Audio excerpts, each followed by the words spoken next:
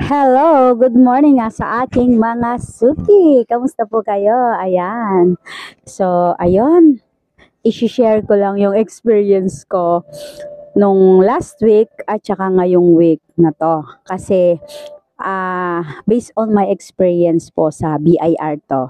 So, ang saya lang kasi kahit pa paano yung pagod mo, napalitan naman ng experience, di ba? So, ayun nga, dahil tayo po ay dating negosyante na rin, dahil dati tayo po ay BIR registered. So, yung business natin before ay Lester Delights. So, pagkain, tapos na-divert po tayo sa RTW. So, ayun na nga yung experience natin na ibabahagi ngayon kung paano po tayo nagkaroon ulit ng renewal or ng updates sa BIR. So, uh, last week, po ay pumunta tayo nung July pa lang ngayon, di ba? July 16. So, kahapon ay 15. So, sa lahat po ng mga onliners na gagamit po ng online shop o kaya ay gagamit ng sworn declaration, ay nagkaroon po ata ng rules ang BIR na hanggang kahapon lang po yun. So, kapag hindi po kayo nakahabol doon sa kahapon na rules nila, wala na. Tapos, ayun. So, yun, ano ko, i-share or ibabahagi ko po sa inyo dito sa ating video na ito kung ano po yung naging journey natin sa ating pagkuha ulit ng ating RTW sa BIR. Ayun. So, yun na nga po.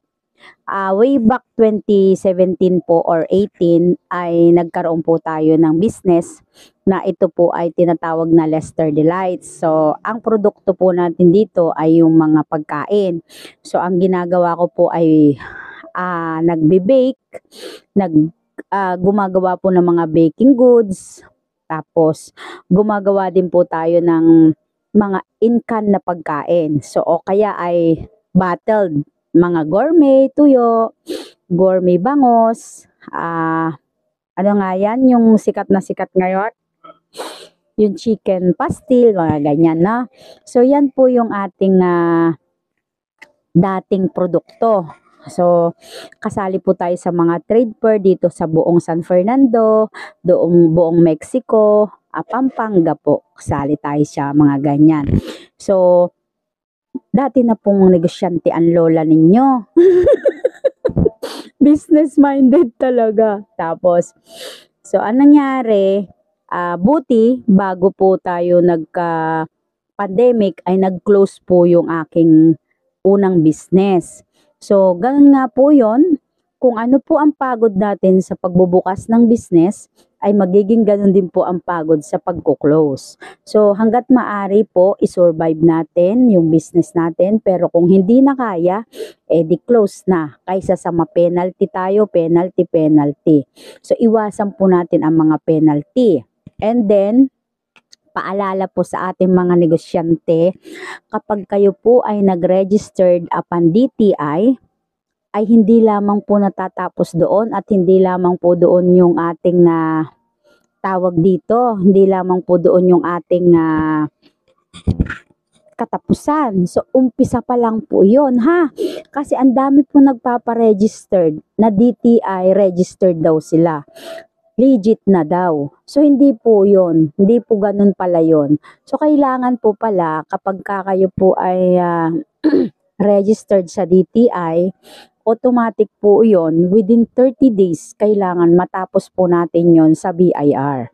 Kasi kapag hindi at hindi kayo nakakuha ng COR, automatic po yan na magkakaroon po kayo ng 1,000 pesos penalty. So, yun nga, ang dami kong nakasabay kahapon na almost mayroon silang binayaran na 4,000, mayroon binayaran na 15,000, Meron naman nagbayad na 1,000 lang kasi ang late lang niya is 1 month, ganon. So yung iba naman po, ang late naman nila ay 6 months, tapos hindi sila nagbabayad ng mga quarterly, tapos yung mga may pwesto, hindi naman sila nagbabayad ng mga monthly, yung ganon. So yun po yung mga sanction natin kapag hindi tayo sumusunod sa BIR, sa batas. Yan. So, based on my journey na naman, ay ganito po ang nangyari naman sa akin. So, July 8, ayan, nagpa-registered po ako via DTI sa online. Sa online naman po tayo nag-registered ha. So, within that day, nakuha ko po yung aking DTI registration. Kasi August 8 online lang naman, mabilis lang, di ba? So, anong nangyari? Ganun nga po. Ngayon, nagbayad din po ako ng 250 kasi sa barangay lang po iyon. 250 pesos yung binayaran ko sa DTI ko. So, ngayon po, ang dati ko pong business ay Lester Delights. Tapos, new business na ngayon is MCPH Collection Online Shop tayo. So, yun nga po, no? Tapos, nung July 8 Monday, July 9 Tuesday, at July 10, nagpa-attorney or notaryo naman po ako ng sworn declaration. Tapos, July 11, Huwebes, ayun, Merkules pa lang pala ay offline na yung system ng BIR. So, 8 Monday, 9 Tuesday, 10 Wednesday.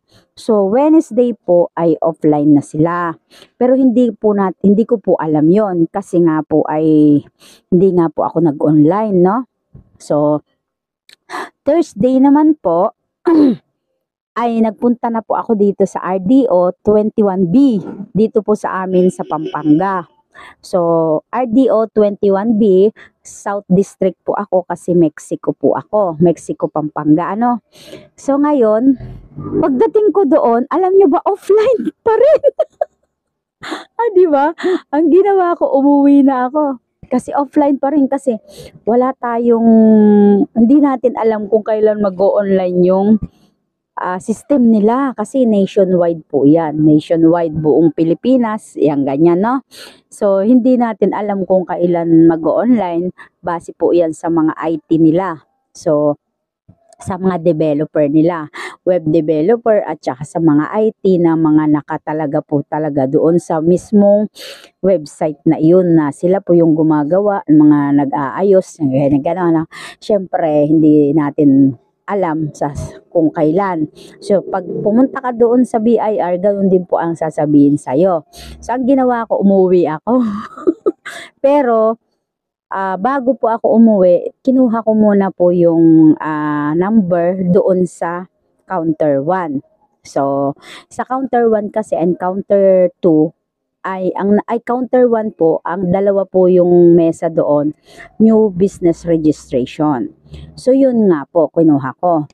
Ngayon, Friday, nag-text ako, sabi online na daw. So, nag-reply naman po sila doon sa binigay nila na number. So, walang problema.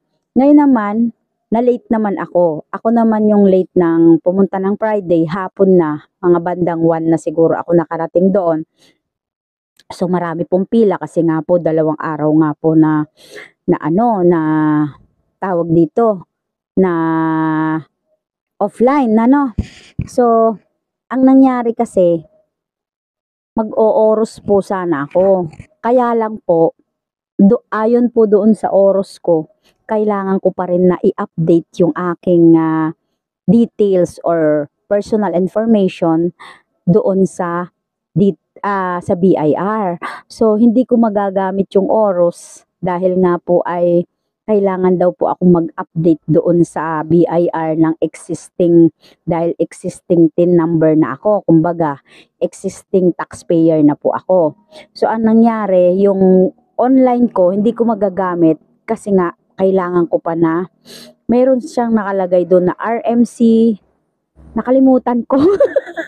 Pero hindi ko talaga siya magamit yung oras ko. Kasi nga po ay kailangan daw i-update ko daw po yung aking personal identity or etc. information doon sa BIR mismo. Ay di ngayon, nagpunta ako. Eto, nagkamali po ako sa aking pagpipila-pila na yan. Diyan ako natagal. Sa totoo lang. Pero, kasalanan ko talaga, inaamin ko.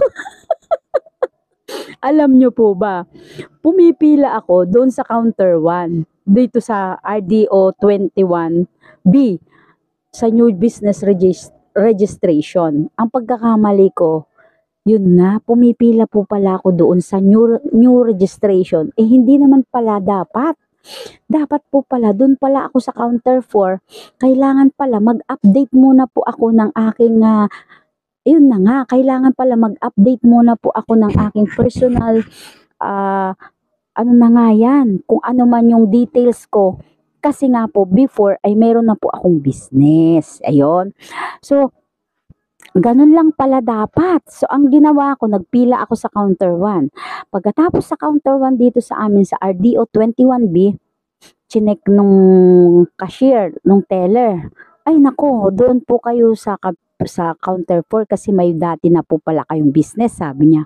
Oo, sabi ko, pero nag-close na yon.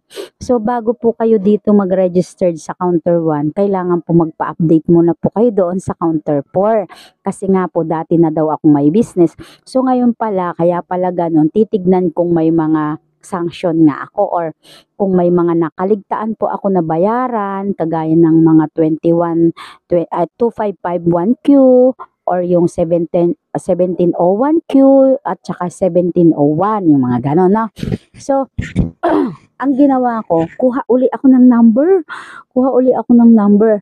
Tapos alam nyo ba, number 80 ako kahapon. Buti na lang, nung mga 4 o'clock na, 4:30 na, ang bilis na ng pila kasi talagang sobrang bilis na siya. Tapos, alam nyo, doon pala sa counter 4, doon na pala gagawin lahat ng aking transaksyon. Diyos ko po, sabi ko, anong nangyari? Sabi ko gano'n. Sa loob-loob ko lang po yun. Hindi naman po ako nag-broadcast doon. Kasi siyempre, di ba? Ako ang may mali eh. Hindi ko pwedeng, hey, ang tagal-tagal naman ito. Ganyan, hindi pwede yun. Kasi, on my realization, ako pala yung mali.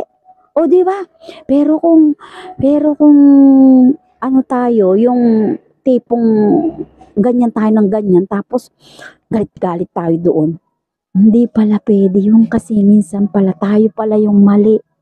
Tayo po pala yung may pagkakamali. Ano? So, ngayon ang ginawa ko, alam nyo ba?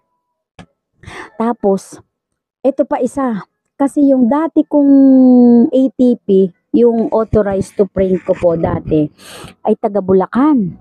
So, ngayon po ito, nung Friday ay August 12 po, ay July 12 po, kasi 8, 9, 10, 11, 12. Nung Friday po, naglabas ng memo ang BIR na ibang layout na po ang gagamitin na resibo. Sus, Ginoo.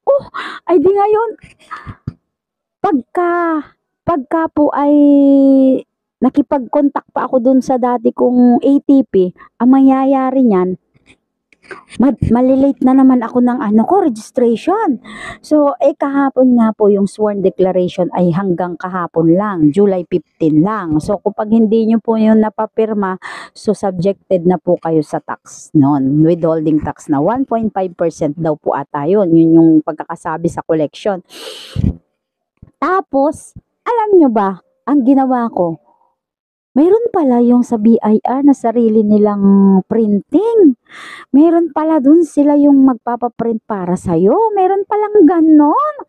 Ay nako, talaga. Sabi ko, ma'am, sabi niya, paano po yung sa print nyo? Sabi niya, pwede ho ba dito? Sabi ko, pwede naman po. Tapos nilabas na nung teller nga yung pipirmahan, yung ATP, tapos magbabayad po ako ng 1.5. Ayun. Tapos kukuhanin yung kukuhanin po yung email address mo, cellphone number mo, tapos yun, para ma-update po yung sa'yo na gagawin na yung resibo. So, nagbayad po ako ng 1.5 nun. And then, after po nun, nagmamadali, grabe, sobrang kakamadali ko. Tapos, eto pa kamo, yung pera kong dala, 700 lang. 700. Tapos buti na lang kamo, meron dong ATM booth na Land Bank. Yung sa nagbayad sa akin na customer ko, winidraw ko yung pera. O di nagkaroon ako ng bayad. 30 minutes na lang, magpa-5 na. Tapos, 5 p.m. ha? Tapos alam nyo ba, lumabas na yung aking 2303, yung COR na tinatawag. Lumabas na yon. Tapos ang ginawa, umakyat na ako sa collection department kasi nga po para ipapasa yung sworn declaration. Naku, pauwi na sila. Pauwi na po sila. Sabi ko, ma'am, please lang po. Sabi ko, pakihintay lang po ito. Sabi ko, ganun. Ay, naawa naman yung ano. Sabi niya, sige, sabi niya. Hinintay ko na. Hinintay niya ako. Tapos, alam niyo ba, yung COR ko, page 1 and page 2 pala. Tapos, ay naku, sabi niya, magbayad ka muna dun sa magbayad ka muna dun sa cashier ng doc stamp. Sabi niya, ganon. Nagbayad ako agad dun sa doc stamp. Alam mo magkano yun? 30 pesos bawat isang doc stamp. So, akin po, 3 po yung doc stamp ko kasi 2 po yung sworn declaration ko. Isa pong para sa collection, isa naman para sa akin, at tapos isa para doon sa 2303. Yon. Tapos, ganyan yung nangyari. Tapos pumunta ako sa Xerox copy. Buti na lang kamo dun sa amin sa RDO 21B. Meron naman dun Xeroxan na tapos mali pa. Alam nyo ba, sa kakamadali, nanginginig yung tuhod ko para lamang mahabol ko yung tao doon sa collection department kasi talaga naman po 5 na po talaga, oras na. So, hindi ko na kayang habulin. Alam nyo ba nangyari?